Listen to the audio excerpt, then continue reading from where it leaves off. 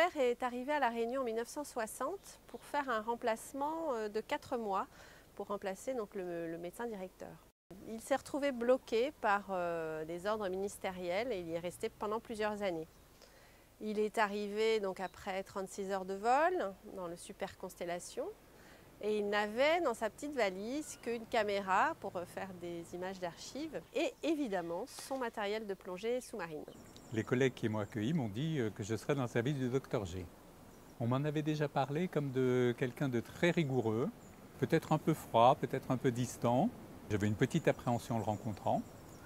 Il m'a expliqué comment s'était fait le travail au centre hospitalier spécialisé, comme il s'appelait à l'époque, que les gens appelaient encore souvent l'asile de Saint-Paul. Un hôpital oublié, un hôpital qui manquait de tout.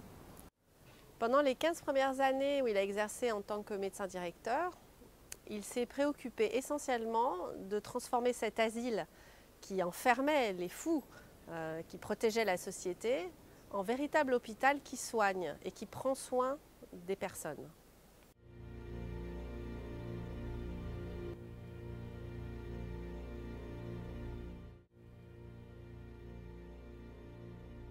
Il avait une sensibilité artistique également et il nous a laissé comme témoignage des aquarelles avec des images de l'hôpital. Les deux grands chantiers étaient murés et pour y accéder, il fallait qu'on cogne sur la porte et c'était un malade qui est déjà plus ou moins stabilisé, un ou une malade stabilisée qui ouvrait la porte.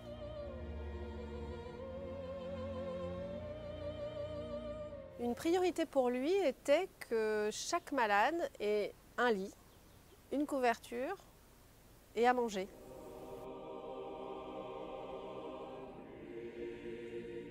Quand il est arrivé en 1960, il n'existait pas de traitement pour les maladies mentales.